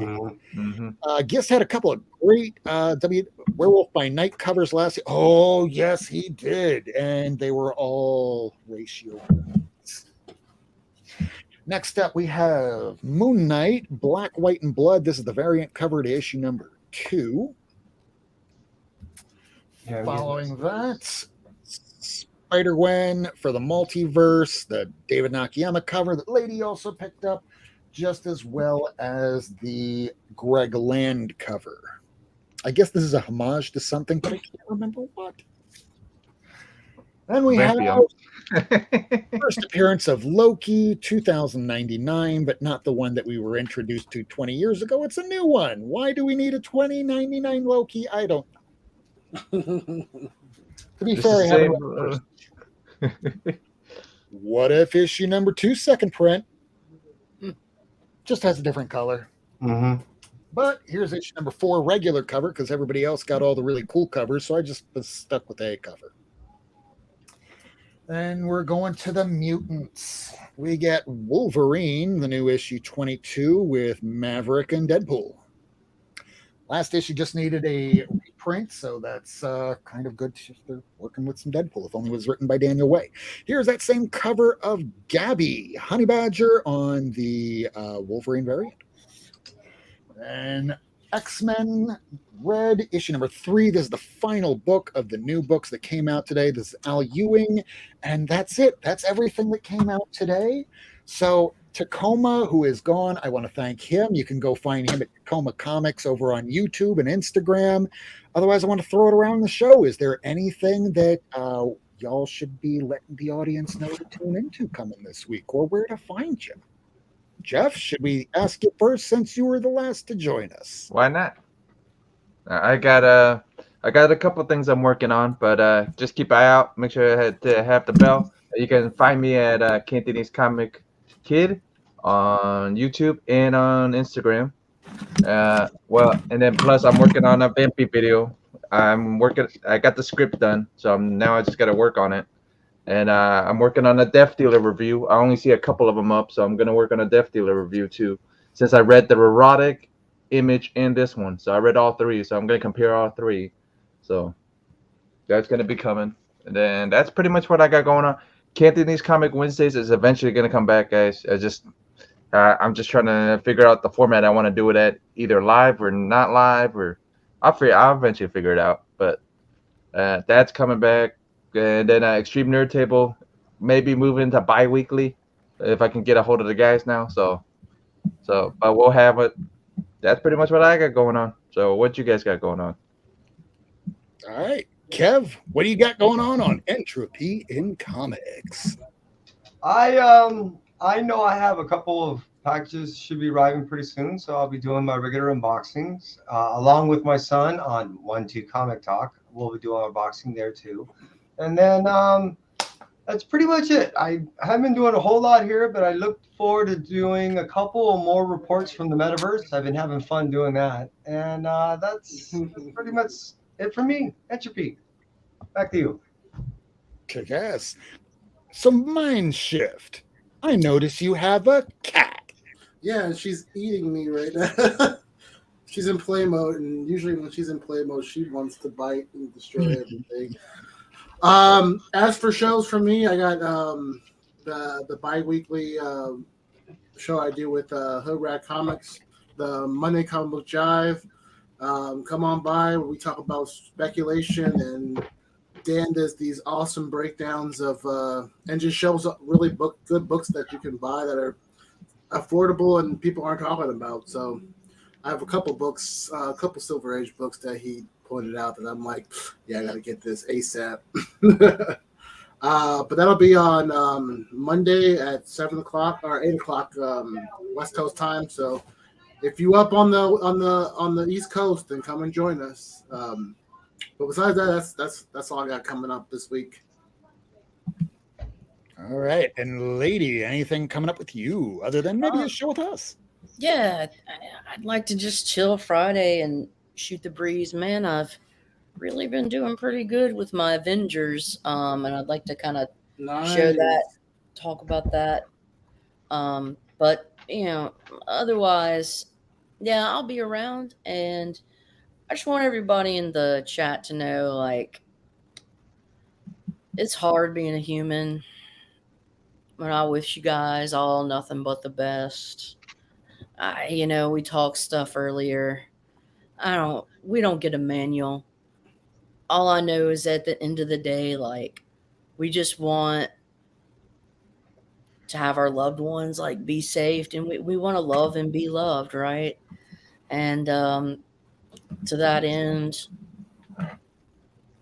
wipe your booties front to back. Best advice ever. I like your framing there, lady. We have a saying in AA that we like to give back what is so freely given to us. And the fact that we have this information because we've been collecting since we were little kids, and we have this information, we want you to be equipped with this information. And we thank all of our viewers that watch this show week in, week out. We thank you for tuning in, whether it's one episode or, once a year. Like you to watch every week at 10 p.m. Eastern time, but we're going to do something new this week. We have a little moment of zen.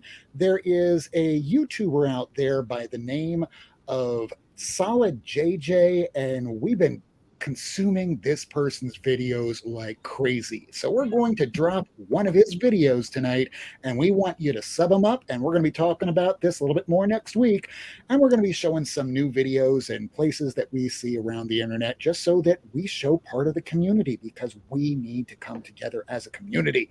So how about it now, fellas? How about it? This is your moment of zen. So, Jolly Green, you want to join the Avengers? Well, what are you bringing to the table? Strongest there is. Well, I'm sure you are, soldier, but strength is in abundance here. The question is, what else you got? What does beauty man mean? Well, take me, for example. I have my mighty shield, which can be used to protect myself. But a good throw can knock any man off his feet. Why Hulk throw shield while Hulk throws semi-truck? Well, yes, that would work, too. I suppose. Hulk recognized the might of Thor. With the bestowed powers of the High Father, Mjolnir gives me the power of a god. Oh, no need hammer. Hulk is the hammer. Also, Thor needs Thorcerus. Nay, I say to you. Yeah, you try to get used to it. But look at me. I mean, I can shoot beams out of my hand. I can fly. Thou art the only one gifted with flight. I don't really count the whole swing and the hammer thing. Hulk no need to fly. Hulk jump high in the air. more cost-effective than jet fuel. Well, I mean, I can afford it, because I'm kind of a genius, Hulk's smart. Of course you are, buddy. I know you're not stupid. Hulk has PhD. What? Hulk, a nuclear physicist in spare time. Are you kidding? Hulk, so we're going to have to talk about this. Just talk it over. Would you mind taking a step outside for a minute? Okay. Thank you. See you, buddy. Good meeting you. Farewell. What the fuck? Alright, so we agree we're not letting him in, Boss right? says nay. Yeah, of course not. I mean, did you see the guy? I mean, compared to him, we're just a couple of chumps. No way. Why would he even want to join the team? By the looks of him, Thor assumes it is for thy dental. How are we getting out of this, Tin Can? I don't want to make him mad. I'll figure something out. Just follow my lead. All right, Hulk, come back in. Does Hulk have job? Yep. Welcome to the team, Hulk. What are you? Just shut up. All right, well, you're all done, Hulk. The last thing you need to do is just sign right here, and you're an official member. Hulk need to sign. Yeah, you just gotta sign right here, and you're an official member. Hulk can't write. Ooh, sorry, Hulk, but that's kind of like the biggest thing around here, right, guy? What? Oh, yeah. Yeah, so, better luck next time. I hear the Teen Titans are looking... Robot Man do this on purpose. Robot Man not want Hulk. What? Come on, don't be ridiculous, Hulk. We love you. We love when you punch things and all that. Come on, man. Hulk not believe you. Okay. Here it comes. I'll sue for unfair hiring practices.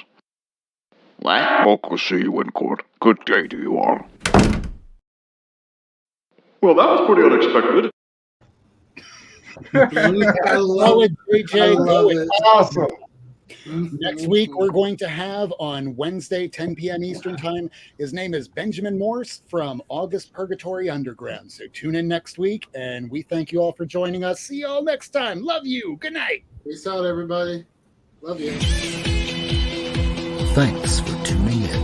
If you want to see this episode again, along with a catalog of back episodes and issues, surf on over to Not Near Mint on YouTube, Twitter, and Instagram. Subscribe and hit that bell for notifications.